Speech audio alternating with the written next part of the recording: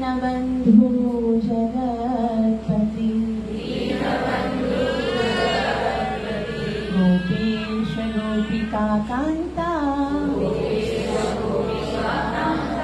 राधा कांत नमोस्तुते तप्त कांचन गौरांगी राधे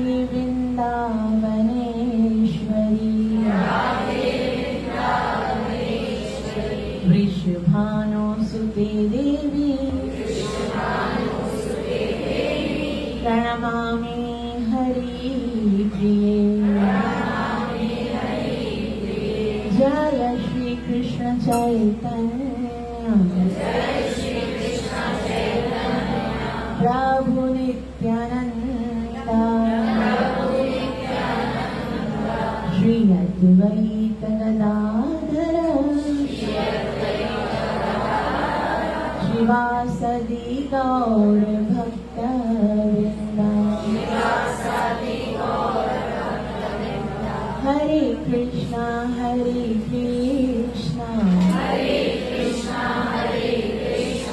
कृष्ण कृष्णा हरे हरे हरे राम राम राम हरे हरे ग्रंथराज श्रीमद् भागवत महापुराण की तो कल एक बहुत ही महान दिन था। क्या पता, किसी को पता है क्या था? जगन्नाथ की स्नान यात्रा तो हमने की थी, ठीक है ना, जैसे लेकिन दिन कौन सा था, मतलब क्या हुआ था उस दिन, क्यों की थी स्नान यात्रा?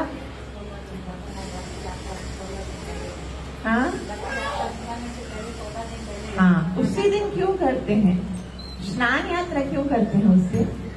क्योंकि जब भी भगवान का प्राकट्य होता है ना, तो हम क्या करते हैं, जब भी भगवान का प्राकट्य होता है तो हम क्या करते हैं, भगवान का अभिषेक करते हैं। क्या करते हैं? अभिषेक करते हैं। और ये ऐसे भगवान हैं, इतने करुणामयी हैं कि उसी दिन भगवान प्रकट हुए थे और उसी दिन स्नान यात्रा की जाती है। और कैसे प्रकट हुए थे उसके विषय में हम पढ़ेंगे। तो भगवान जगन्नाथ जी का जो वर्णन है वो अलग अलग पुराणों में बताया गया। नरसिम्हा पुराण में है, नारद पुराण में है, पद्म पुराण में है, विष्णु पुराण में है, परंतु स्कंद पुराण में जो पुरुषोत्तम क्षेत्र है उसमें जगन्नाथ जी के प्राकट्य का वर्णन बहुत ही सुंदर रीति से बताया गया, बहुत ही प्रचुर डिटेल से बताया गया है। तो आप लोगों को उसमें से हो सकता है कुछ पता भी हो, लेकिन कुछ चीजें ऐसी हैं जो बिल्कुल आपके लिए नई हैं। तो आप सब ध्यान से श्रवण कीजिएगा कि आखिर भगवान को क्या जरूरत पड़ी ऐसे विचित्र, अद्भुत और इतने सुंदर स्वरूप धारण करने की। किस किस ने जगन्नाथ भगवान के दर्शन किए हैं? किसने नहीं किए हैं? और दोनों क्वेश्चन में जिनके हाथ नीचे हैं उनका क्या समझा जाए? जिसने नहीं किए वो हाथ ऊपर करके बताए। आपने जगन्नाथ जी के दर्शन नहीं किए? दर्शन नहीं किए? जगन्नाथ जी के दर्शन, जगन्नाथ का जो स्वरूप है उनके दर्शन सबने किए, किसने नहीं किए?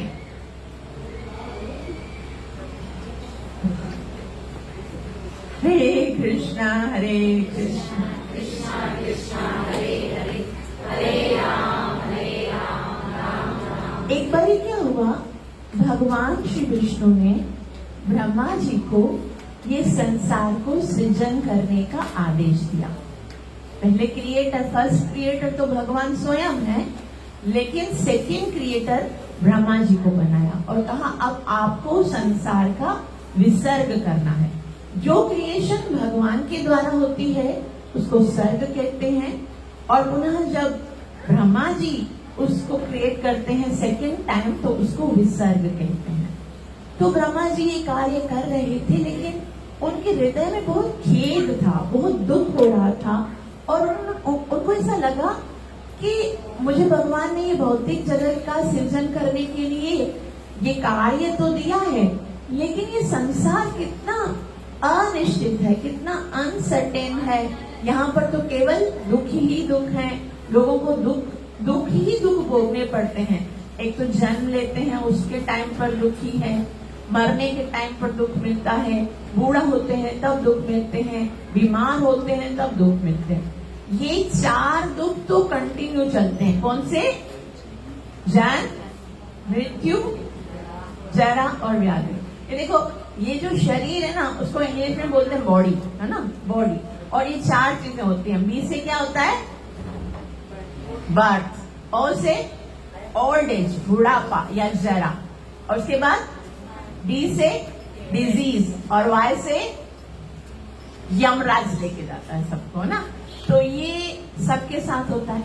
उसके साथ साथ में 3 और दुख होते हैं, आदिदैविक, आदि भौतिक और आध्यात्मिक। आदिदैविक मतलब जो देवी देवताओं से, फॉर एग्जाम्पल बारिश आना, तूफान आना, बारिश आना, भूकंप आना, अतिवर्षा होना, सूखा पड़ना। उसके बाद आदि भौतिक मतलब दुनियावी लोगों से जो दूसरे प्राणियों से दुख मिलते हैं, जैसे हमारे रिश्तों से मिलते हैं, कोई हमें दुख पहुंचाता है। और इसके अलावा जो दूसरे पशुओं से दुख मिलते हैं, जैसे मॉस्किटो बाइट या वायरस या कोरोना, है ना। और उसके बाद आध्यात्मिक मतलब जो दुख हमें खुद अपने आप से मिलते हैं, जैसे पढ़ाई की टेंशन, स्ट्रेस है, टेंशन है, एंजाइटी है, और हम जो दुखी होते हैं, चिंता करते हैं, वो सब आध्यात्मिक दुख होते हैं। तो ये ब्रह्मा जी ने सोचा कि संसार में कितने सारे दुख हैं, ऐसे संसार की रचना का लाभ ही क्या है?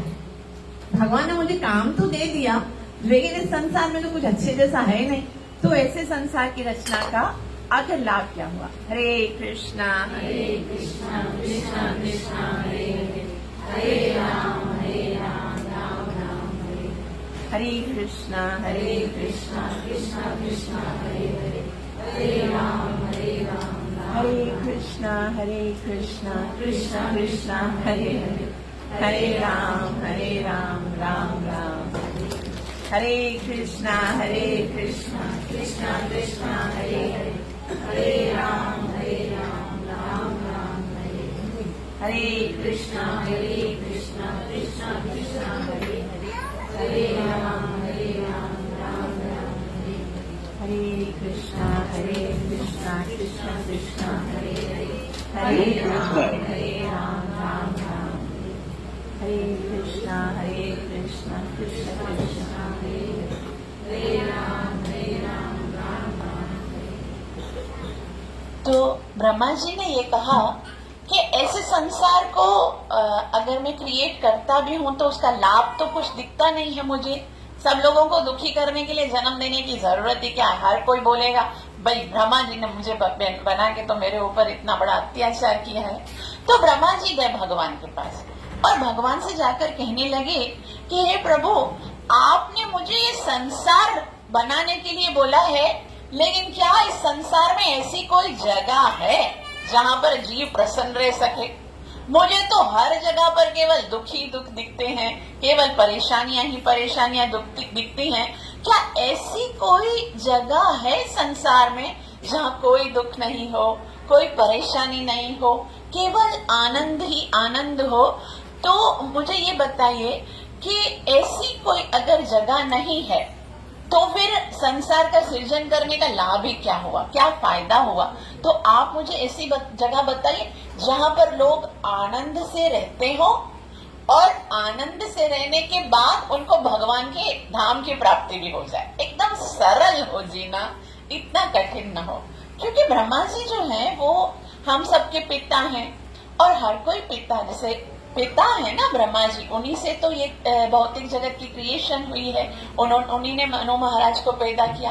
तो माता पिता हमेशा चाहते हैं ना कि मेरी जो संतान है वो खुश रहे और उसे अपने जीवन का लक्ष्य भी प्राप्त हो। तो ब्रह्मा जी ने बोला ऐसी कोई जगह है जहाँ सब लोग खुश होकर रहे और मरने के बाद डायरेक्ट भगवान के धाम में जाएं। तो भगवान विष्णु ने कहा, जब ब्रह्मा जी की बात सुनी तो उन्होंने कहा हाँ एक जगह है। ब्रह्मा जी बोलते सच में भी कौन सी जगह है ऐसी? तो भगवान विष्णु उनको स्वयं कहते हैं कि एक जगह है जिसका नाम है पुरुषोत्तम क्षेत्र। क्या नाम है? पुरुषोत्तम क्षेत्र। और अब जो उस जगह को जगन्नाथपुरी जी के नाम से जाना जाता है। अब उस पुरुषोत्तम क्षेत्र को किस नाम से जाना जाता है? जगन्नाथपुरी जी। तो उन्होंने कहा कि भगवान बता रहे हैं पुरुषोत्तम क्षेत्र में एक बहुत ही सुंदर पर्वत है और उस पर्वत का नाम है नीलाधरी। नीलाधरी पर्वत है और उस पर्वत के ऊपर नीलाचल पर्वत है, उसके ऊपर एक बहुत ही सुंदर भगवान का धाम है।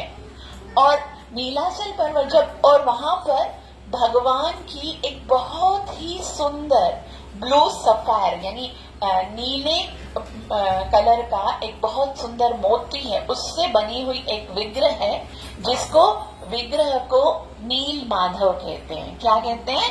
नील माधव। और लक्ष्मी जी के साथ वहां नीलाधरी पर्वत पर भगवान नील माधव रहते हैं। यदि कोई भी इस विग्रह के दर्शन कर ले तो यूं समझो कि उसने इस भौतिक जगत में ही साक्षात वैकुंठनाथ के दर्शन कर लिए। और जो एक बार उनके दर्शन कर लेता है, प्रेम और भक्ति से उनकी आराधना कर लेता है, तो वो इसी जन्म में आनंद प्राप्त करता है और मरने के बाद भगवान के धाम में चला जाता है। तो एक जगह ऐसी है, कौन सी है? पुरुषोत्तम क्षेत्र जगन्नाथपुरी। तो ब्रह्मा जी जब ये सुने तो इतना प्रसन्न हुए, बोला बस ठीक है, जो मुझे चाहिए था वो तो मिल गया। अभी मैं जल्दी भगवान ने जो मुझे आदेश दिया है वो तो ये भौतिक जगत का सृजन करूंगा। जल्दी सृजन करके मैं पहले चला जाऊंगा कहाँ पर? पुरुषोत्तम क्षेत्र में चला जाऊंगा और मैं वहां पर जाके जल्दी से भगवान जो है वहां पर उनके दर्शन करूंगा नील माधव के, और फिर भगवान के धाम को वापस प्राप्त करूंगा। तो ब्रह्मा जी ने यही सोचकर जल्दी भगवान ने जैसे सृष्टि की रचना के विषय में बताया था ऐसे सृष्टि की रचना की और फिर उस पुरुषोत्तम क्षेत्र में पहुंचे। और उस पुरुषोत्तम क्षेत्र में जब पहुंचे तो उन्होंने क्या देखा कि वहां पर बहुत सारे कल्प वृक्ष हैं। कल्प वृक्ष मतलब जिनके नीचे बैठकर आप कोई भी कल्पना करते हो, कोई भी इच्छा करते हो तो आपकी इच्छा पूरी होती है। और वहां पर एक कुंड था। कुंड समझते हैं किसको बोलते हैं? पानी का एक जलाशय होता है, उसको कुंड बोलते हैं। उस कुंड का नाम था रोहिणी कुंड। क्या नाम था? तो ब्रह्मा जी अभी वहां की सुंदरता को देख रहे थे, कितनी सुंदर स्थान है। तो अचानक से उसने देखा कि रोहिणी कुंड के साथ में एक पेड़ है। किसका पेड़ था? आम का पेड़ था। और आम के पेड़ पर एक कौवा बैठा होता। अब पता है कौवे में भी, पंक्षियों में भी जो कौवा होता है ना बहुत निम्न जाति माना जाता है। तो एक कौवा बैठा हुआ था और वो ऐसे ही ऊपर उड़ रहा था। अचानक से उसको प्यास लगी और उसने नीचे क्या था? रोहिणी कुंड। और रोहिणी कुंड में उसने पानी पीने के लिए जैसे ही नीचे उतरा और थोड़ा सा सिप पानी पिया, उसी टाइम पर वो जो कौवा था वो चतुर्भुजी स्वरूप धारण किया और उसी टाइम पर भगवान विष्णु के पार्षद एक विमान लेकर आए और वो कौवा जो चतुर्भुज स्वरूप धारण करके वहां पर प्रकट हो गया था, वो विमान में बैठा और ब्रह्मा जी के देखते ही देखते वो भगवान के धाम में चला गया। ब्रह्मा जी ने कहा वाह अमेजिंग। जब ये कौवा जो है वो एक इस रोहिणी कुंड का जल पीकर भगवान के धाम में चला गया, ये तो कौवा है, ये तो बिल्कुल निम्न जाति है, फिर तो हम सबकी मुक्ति होना में तो कोई संदेह नहीं है। बस अभी मैं क्या करता हूँ, जल्दी से मैं भी डुबकी मारता हूँ और मैं भी जाता हूँ भगवान के धाम पर। तो उसने बहुत ही ऐसे अभी निश्चय ही किया था और नील माधव और लक्ष्मी जो है वहां पर बोलने लगे। तो वहां पर अचानक से यमराज भी प्रकट हो गए और यमराज सोचने लगे भगवान, अभी यहाँ पर नील माधव और लक्ष्मी जी हैं, यहाँ पर कौन है? ब्रह्मा जी और यमराज जी। तो यमराज जी जो है, ब्रह्मा जी तो ये देखकर खुश हुए थे, लेकिन दुखी हो गए थे यमराज जी। यमराज जी क्यों दुखी हो गए थे? क्योंकि उन्होंने कहा कि हे भगवान, आपने मुझे इसलिए बनाया है कि संसार में जो भी पापी होंगे मैं उनको क्या करूंगा? क्या करूंगा? पनिशमेंट, दंड दूंगा। जो पाप करेंगे उनको उनके पापों के अनुसार दूसरा जन्म दूंगा, दंड दूंगा। लेकिन ये क्या जगह बना दिया आपने? यहाँ पर तो कौवे जैसे जो निम्न जाति के जीव हैं वो भी आएंगे तो भगवान के धाम में चले जाएंगे, तो मैं सब लोग यहाँ पर आके भगवान के धाम चले जाएंगे, फिर मैं दंड कैसे दूंगा? फिर मेरे जीवन का क्या लाभ? आपने मुझे बनाया है ना दंड देने के लिए, ये तो दंड का जो विधान है वही खराब। आपने अपने ही विधान को आप उल्टा कर रहे हो। तो अब ब्रह्मा जी तो खुश हो रहे थे, यमराज जी नाराज हो रहे थे। और आपको पता है नीलाधरी पर्वत पर जो नील माधव और लक्ष्मी भगवान, ये जो भगवान की विग्रह थी, वो बात करती थी। जैसे कोई भी भक्त आते थे तो उनके साथ बात करती थी और आपके मन में जो भी चलता था उसके बारे में, उस संशय को भी दूर करते। तो लक्ष्मी और वहां पर नील माधव जी हैं, ब्रह्मा और यमराज से बात करने लगे।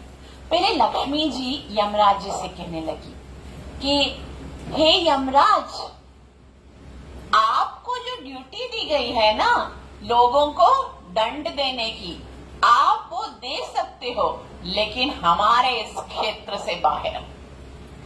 आप यमराज हो सकते हैं, लेकिन हमारे इस पवित्र भूमि पर आप यमराज का कार्य नहीं कर सकते। ये स्थान जिसको पुरुषोत्तम क्षेत्र कहा जाता है, यहाँ पर आपका कोई बस नहीं चलने वाला। यमराज जी को लक्ष्मी जी कहती हैं कि क्योंकि ये साक्षात भगवान का शाश्वत धाम है, ये कोई साधारण स्थान नहीं है कि जहाँ पर आपके आदेश का पालन हो। ये भगवान का धाम है, तो यहाँ पर केवल भगवान के आदेश का पालन चलेगा। और भगवान जो है उनका नाम है पुरुषोत्तम। ये पुरुषोत्तम जो है किसका नाम है? भगवान का नाम है। तो यहाँ पर इसीलिए इसको पुरुषोत्तम क्षेत्र कहा जाता है। आपको पता है ये पुरुषोत्तम शब्द जो है वो भगवान के लिए रिजर्व्ड है। जब भगवान त्रेता युग में आते हैं श्री राम के रूप में, तो वो कौन होते हैं? मर्यादा पुरुषोत्तम।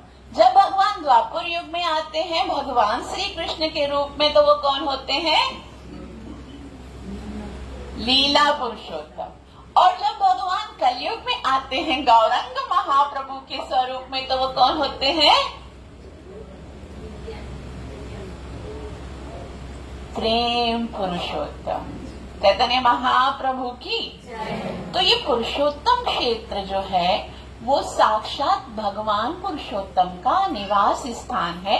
इसलिए यहाँ पर केवल एक ही नियम चलेगा, केवल एक ही व्यक्ति है जो यहाँ पर रूल कर सकता है। सिर्फ एक ही व्यक्ति का राज्य चल सकता है, वो है सर्वोच्च भगवान नील माधव। भगवान नील माधव की तो भगवान नील माधव जो चाहेंगे वो यहाँ पर होगा। सो हे ब्रह्मा और यमराज, आप भले देवता हो सकते हैं, आप ब्रह्मा जी सृजन का कार्य कर सकते हैं, यमराज जी आप दंड देने का कार्य कर सकते हैं, लेकिन इस पुरुषोत्तम क्षेत्र में आपका कोई भी कार्य जो है वो कामयाब नहीं होगा। इस भूमि में आपकी शक्ति काम नहीं करेगी, आप कोई भी आपकी शक्ति कार्य नहीं करेगी। ये स्थान इतना शक्तिशाली है। अभी साक्षात भगवान जो है उस पुरुषोत्तम क्षेत्र, अच्छा पुरुषोत्तम क्षेत्र को अभी क्या बोलते हैं हम? जगन्नाथपुरी। उसकी महिमा बता रहे हैं। भगवान कहते हैं यदि कोई यहाँ पर इस भूमि पर एक कदम भी रखता है, उसको कोई पता नहीं है, महिमा पता नहीं, बस एक कदम अगर किसी ने रखा है तो 7 बार पूरी पृथ्वी की परिक्रमा करने का लाभ मिलता है। और अगर कोई इस भूमि पर केवल बात करता है, भगवान की कथा नहीं, आपस में ऐसे कोई बकबक करता है, कोई बात करता है, कोई खाली बात भी करता है, तो उसको सामवेद के मंत्र उच्चारण करने का लाभ मिलता है। भगवान कहते हैं वेदानाम अस्मि सामोहम, मैं सामवेद, वेदों में मैं सामवेद हूँ। तो कोई खाली अगर बात भी कर रहा, तो किसी को अगर कथा करनी नहीं आती फिर भी बात करने का बहुत शौक है, तो इस जगन्नाथपुरी में जाकर बातें कर सकता है, उसको सामवेद के मंत्र उच्चारण करने का लाभ मिलता है। और जो इस भूमि पर सोते हैं, खाली सोते हैं आके, उनको पूरे ध्यानमयी समाधि का लाभ प्राप्त होता है। जैसे ध्यान से योगी जन समाधि करते हैं ना, वैसा उनको लाभ मिलता है। जो बात करते हैं उनको सामवेद के मंत्र उच्चारण करने का लाभ मिलता है। जो एक कदम रखते हैं उनको 7 बार पूरी पृथ्वी की परिक्रमा करने का लाभ मिलता है। और जो सोते हैं उनको ध्यान में समाधि का लाभ मिलता है।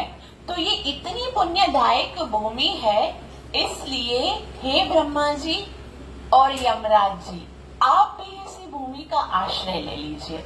लक्ष्मी देवी ब्रह्मा और यमराज से वर्णन करती हैं कि किस प्रकार मार्कंडेय मुनि, जिनके जीवन की अवधि 7 कल्प थी, एक कल्प में ब्रह्मा जी का 1 दिन होता है, एक दिन में जैसे 1000 बार चतुर्युगी होती है, तो ऐसे 7000 बार चतुर्युगी, मतलब सतयुग, त्रेता, द्वापर और कलयुग जब 7000 बार बीतते हैं तो मार्कंडेय मुनि का जीवन समाप्त होता है।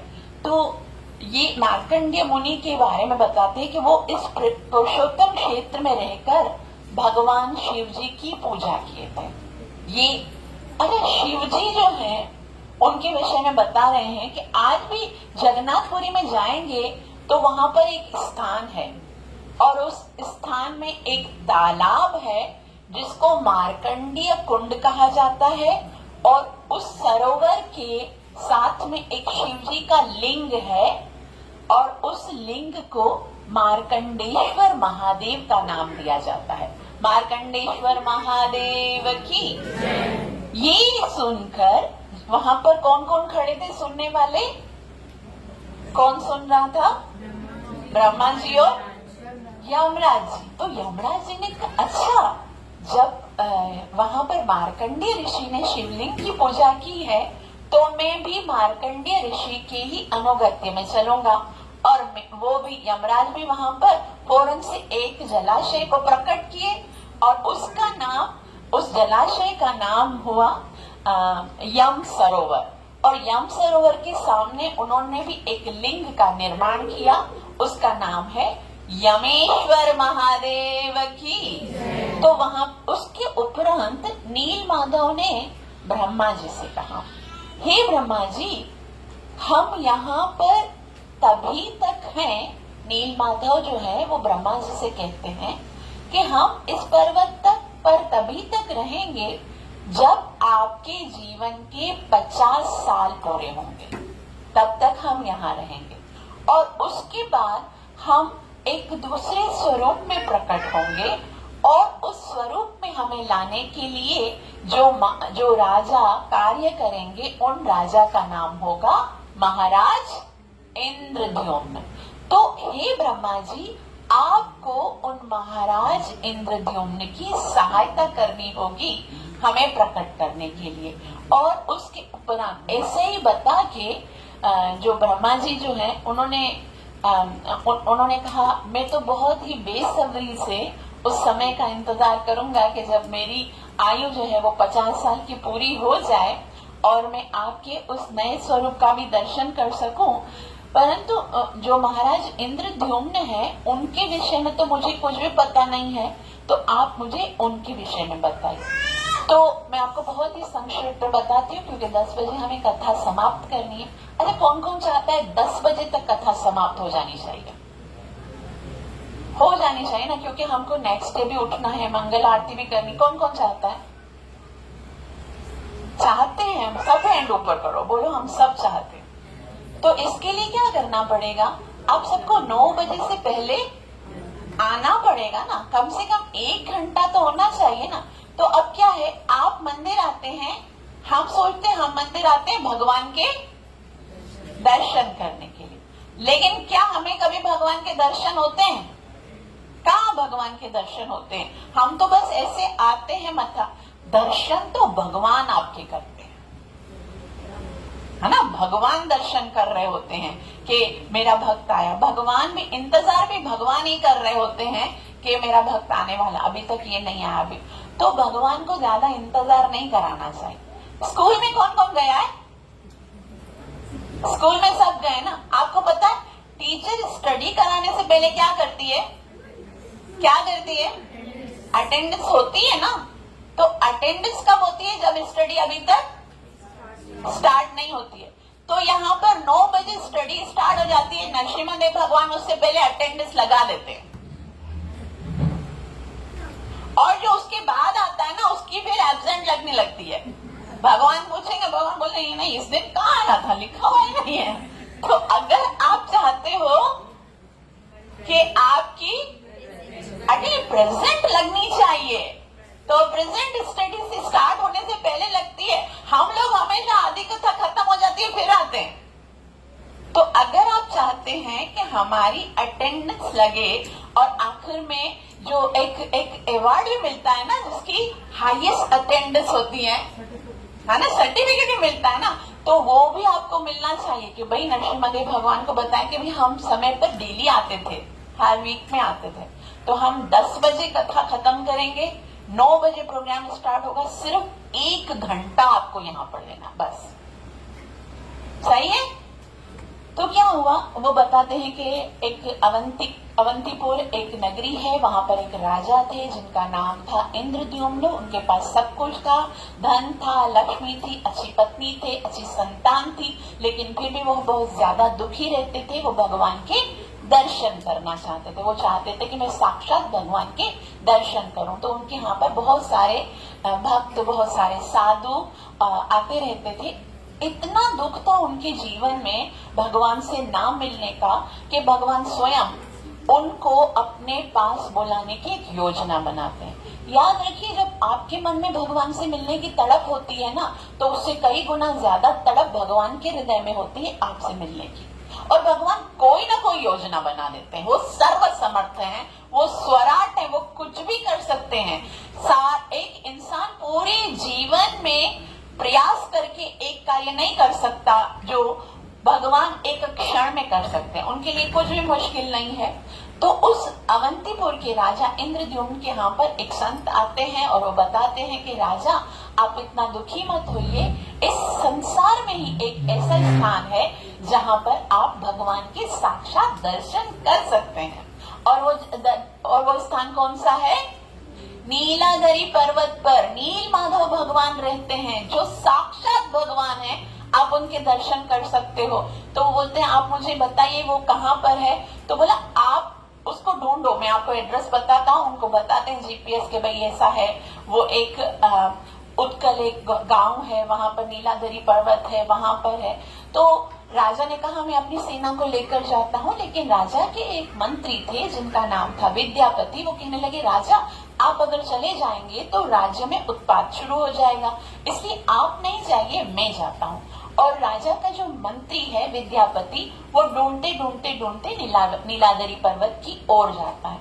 और वहां पर जब जाता है, हर जगह पे ढूंढता ढूंढता वहां पर जाता है, तो उसको एक अलौकिक वातावरण मिलता है। उसको लगता है कि यहाँ पर कुछ अद्भुत है, कुछ स्पिरिचुअल लगता है, एक अजीब सी सुगंध है, लेकिन कोई वहां पर किसी को भी बताता नहीं है कि यहाँ पर क्या ये मैजिक क्या है, क्या किस चीज का ये अद्भुत प्राकट्य क्या है। क्योंकि वहां पर जितने भी लोग रहते थे वो शवर जाति के थे, और उनको ये प्रेडिक्शन किया गया था, उनको ये पहले से भविष्यवाणी की गई थी कि एक राजा आएगा जो आपसे भगवान नील माधव को छीन के चला जाएगा।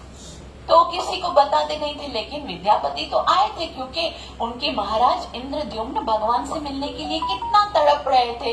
तो उन्होंने आकर पूछा कि क्या इस गांव में मैं कहीं पर कुछ समय के लिए रह सकता हूँ।